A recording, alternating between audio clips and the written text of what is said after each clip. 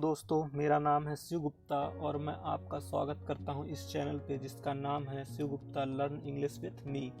दोस्तों, मैं इसमें आपको इंग्लिश स्टोरी को हिंदी ट्रांसलेट करके बताऊंगा जिससे कि आपकी वोकैबुलरी बिल्ड होगी, साथ ही आप नए शब्दों को सीखेंगे जिसका उपयोग आप डेली रूटीन में कर सकते हैं और इस तरह से आप धीरे धीरे अपनी इंग्लिश इम्प्रूव कर सकते हैं। तो चलिए दोस्तों, शुरू करते हैं।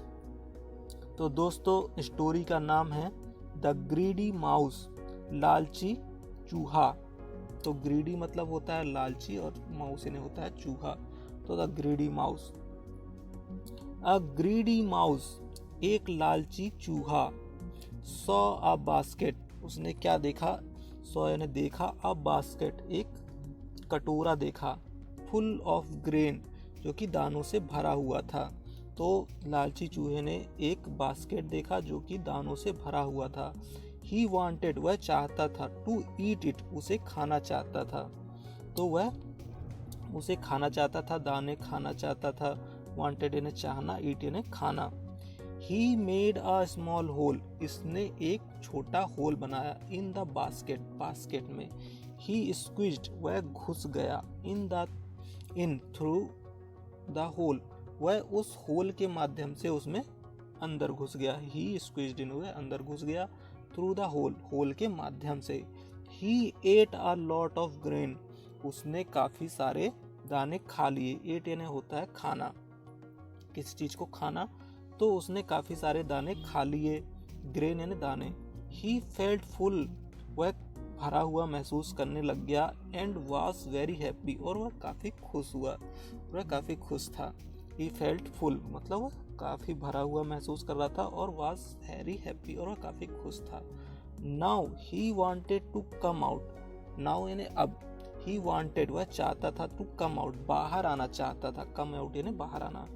He tried उसने कोशिश की, to come out बाहर आने की, through the small hole उस छोटे होल से बाहर आने की उसने कोशिश की। He could not लेकिन वह नहीं कर सका। His belly, उसका जो पेट था, belly यानी दोस्तों होता है पेट, तो his belly was full, उसका पेट फुल हो गया था।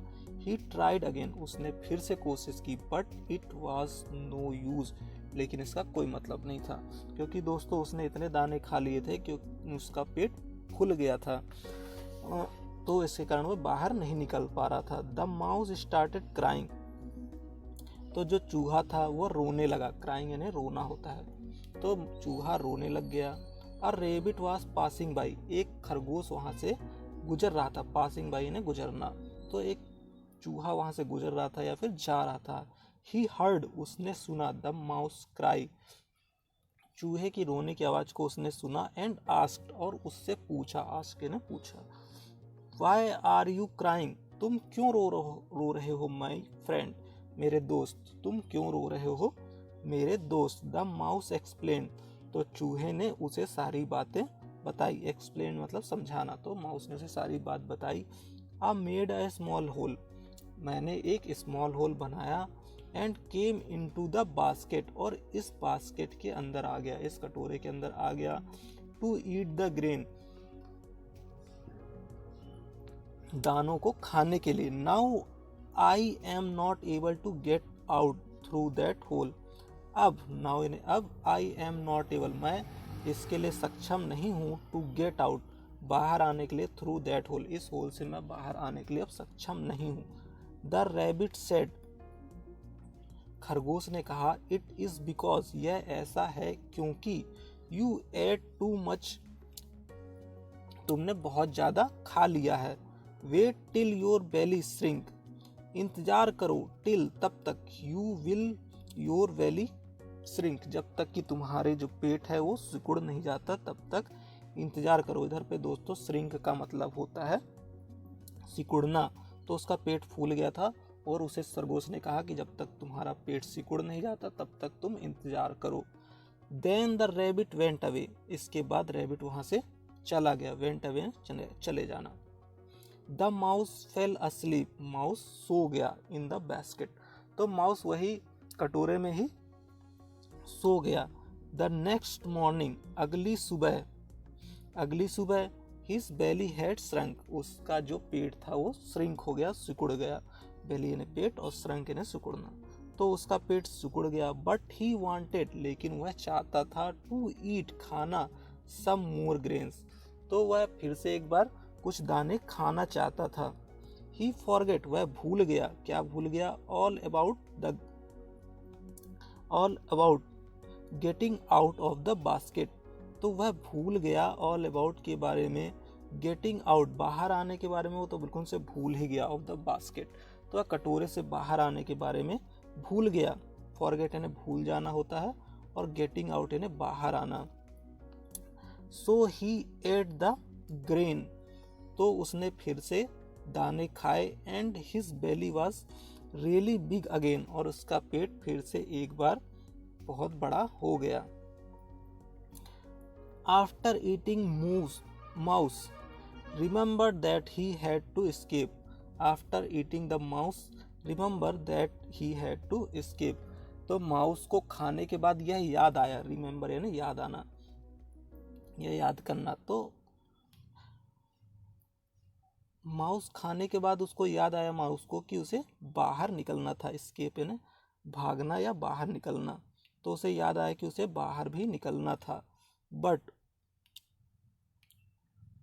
ऑब्वियसली ही कुड नॉट, अब सीधी सी बात थी कि वह ऐसा नहीं कर सकता था। ऑब्वियसली मतलब सामान्य, ऑब्वियसली मतलब कि जो चीज़ नेचुरल है, समझने योग्य है, तो ऑब्वियसली कहा जाता है उसको। सो ही थॉट, तो उसने सोचा, oh no I will go out tomorrow, उसने सोचा कि ओ कोई बात नहीं, मैं कल निकल जाऊंगा।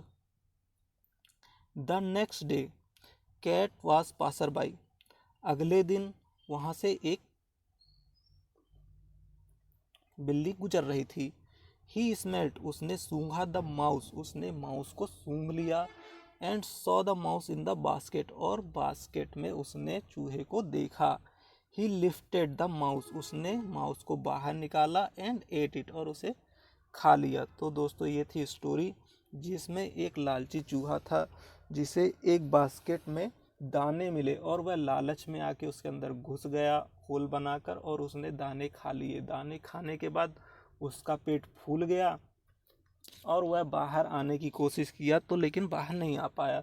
वहाँ से खरगोश गुजर रहा था, तो उसने उसे बताया कि भाई तुम्हारा पेट फूल गया है, अब तुम इंतज़ार करो। लेकिन वह इंतज़ार किया और वहीं सो गया। और दूसरे दिन जब उसको निकलना था, लेकिन उसने लालच में आके फिर से दाने खा लिए और उसका पेट फूल गया। और वहाँ से एक बिल्ली गुजर रही थी जिसने उसे सूंघ लिया, और सूंघने के बाद उस बिल्ली ने उस चूहे को खा लिया। तो ये थी आज की स्टोरी। इससे हमें ये समझ में आता है कि दोस्तों कि हमें ज़्यादा लालच नहीं करना चाहिए।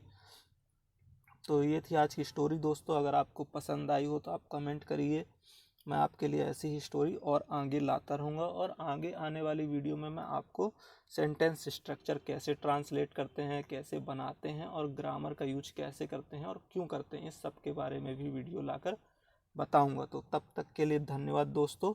मैं जल्द ही आपके लिए अगली वीडियो लाऊंगा जिसमें इसी तरह की नई स्टोरी होगी। धन्यवाद दोस्तों।